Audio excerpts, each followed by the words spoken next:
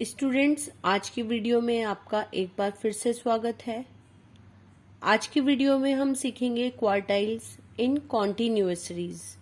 तो स्टूडेंट्स, मैंने आपको प्रीवियस वीडियो में बताया था कि क्वार्टाइल्स क्या होता है। तो एक बार हम छोटा सा एक शॉर्ट रिव्यू ले लेते हैं। देखिए, क्वार्टाइल्स हमारा वो है जिसमें हम अपने टोटल फ्रीक्वेंसीज को 4 इक्वल पार्ट में डिवाइड कर देते हैं। जैसा आप देख सकते हैं 1 से 10 तक अगर फ्रीक्वेंसी होती तो हम उसको 4 पार्ट में डिवाइड करते। तो जहां पे हमारा पहला डिवाइड होता है वो हमारा Q1 होता है, सेंटर हमारा मीडियन जिसे हम Q2 भी बोलते हैं, और थर्ड डिवाइड जहां पे होता है वो हमारा Q3 कहलाता है। तो स्टूडेंट्स, स्टार्ट करते हैं अपना कॉन्टिन्यूअस सीरीज। मुझे उम्मीद है कि मेरी प्रीवियस वीडियो से आपको जरूर समझ में आ गया होगा कि हम क्वार्टाइल को इंडिविजुअल सीरीज और डिस्क्रीट सीरीज में कैसे सॉल्व करते हैं, है ना। तो चलिए स्टार्ट करते हैं अपनी कॉन्टिन्यूअस सीरीज।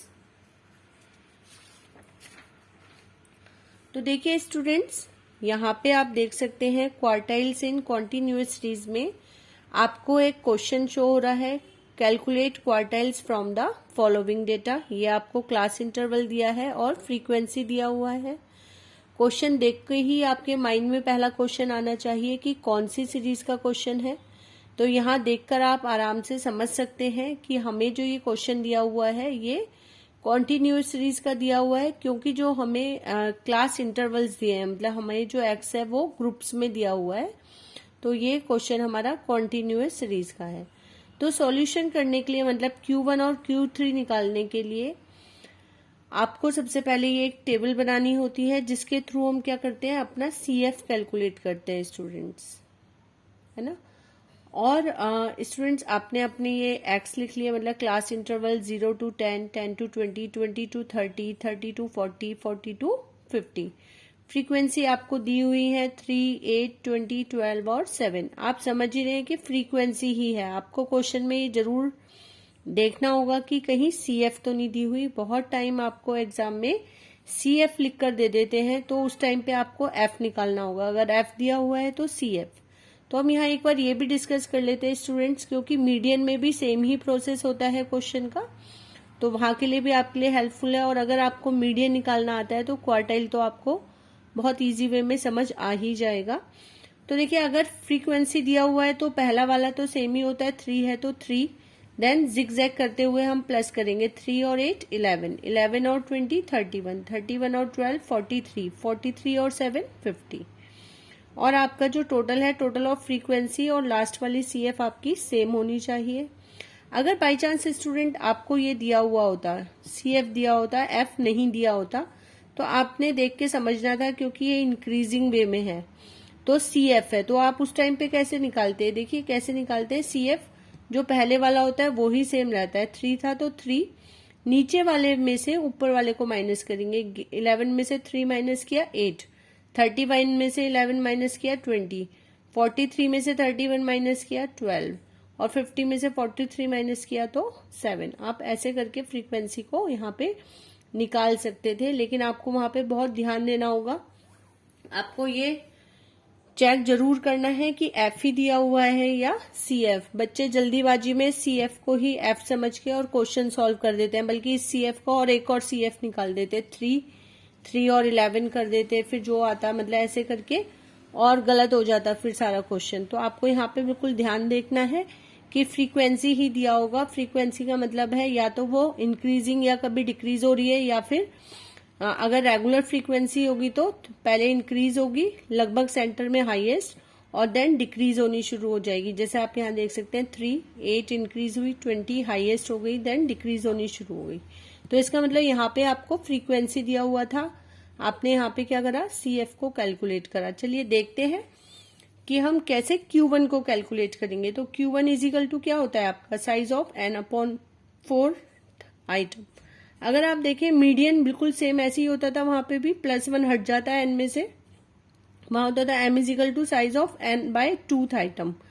तो कॉन्टिन्यूअस सीरीज में अगर क्वार्टाइल निकाल रहे हैं तो बाय 4th हो जाएगा, और कोई चेंज नहीं है, सेम वैसे ही होता है जैसे मीडियन होता है इसीलिए मैंने आपको अपनी प्रीवियस वीडियो में बोला था कि अगर आपको क्वार्टाइल सीखना है तो आपको पहले अगर मीडियन आता होगा तो बहुत इजी वे में और बहुत स्पीड से आप इसको सीख सकते हैं। तो देखिए आपने अपना फॉर्मूला लगाया, n इजिकल टू क्या होता है टोटल ऑफ फ्रीक्वेंसी, तो 50/4 इजिकल टू 12.5।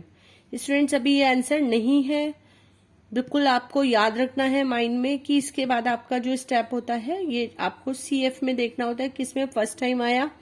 तो 12.5 क्या हुआ 31 में आया। तो डिस्क्रीट सीरीज में तो डायरेक्ट आंसर आ जाता है, लेकिन यहाँ पे हमारे पास में ग्रुप निकल के आता है। तो 20 to 30 हमारा क्या हो गया Q1 ग्रुप निकल के आ गया है। अब हम इस Q1 ग्रुप के बाद में हमारा एक फॉर्मूला लगेगा।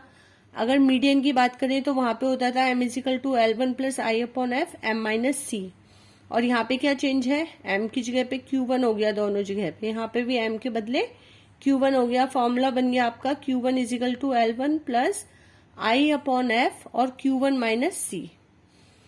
तो देखिए L1 क्या हो गया आपका, जो आपका ग्रुप आया था L1 20, उसके सामने वाली फ्रीक्वेंसी F और सामने के ऊपर वाला जो CF है वो क्या होता है आपका C। तो इसमें हम अपनी वैल्यूज को रख देंगे 20 प्लस आपका क्या हो गया I डिफरेंस जो हो गया ग्रुप का 10 है, F आपका उसके सामने वाली फ्रीक्वेंसी 20 दिया हुआ है तो आपने 20 लिख दिया। Q1 आपने अभी यहाँ पे निकाला था 12.5 और C क्या हो गया सामने के ऊपर वाला 11। वैल्यूज रख दी। आपको ध्यान रखना है पहले इस आगे वाले 20 को नहीं छेड़ना होता है, पीछे वाले को सॉल्व करना है। तो 20 प्लस 10 इसमें से आपने माइनस करा तो 1.5/20, देन 15/20 0.75 हो गया और 20 प्लस 0.75 हो गया 20.75। स्टूडेंट्स देखिए आप यहाँ पे एक चीज और देख सकते हैं, जो भी आपका आंसर आएगा वो हमेशा ग्रुप के बीच का ही आएगा। तो 20 से ज्यादा ही है ना, 20.75 20 और 30 के बीच का आंसर है। तो स्टूडेंट्स ये था आपका Q1 इन कॉन्टिन्यूअस सीरीज। आइए देखते हैं Q3 इन कॉन्टिन्यूअस सीरीज, मतलब Q3 कैसे निकालेंगे। तो स्टूडेंट ये वही टेबल है जो Q1 के लिए थी, लेकिन यहाँ पे मैंने एक बार फिर से बना दी है जिससे आपको समझाने में इजी रहे। तो ये टेबल के थ्रू अगर Q3 की बात करते हैं तो चेंज क्या हो जाते हैं यहाँ पे, साइज ऑफ n/4 तो था ही, मल्टीप्लाई बाय 3 और हो जाएगा।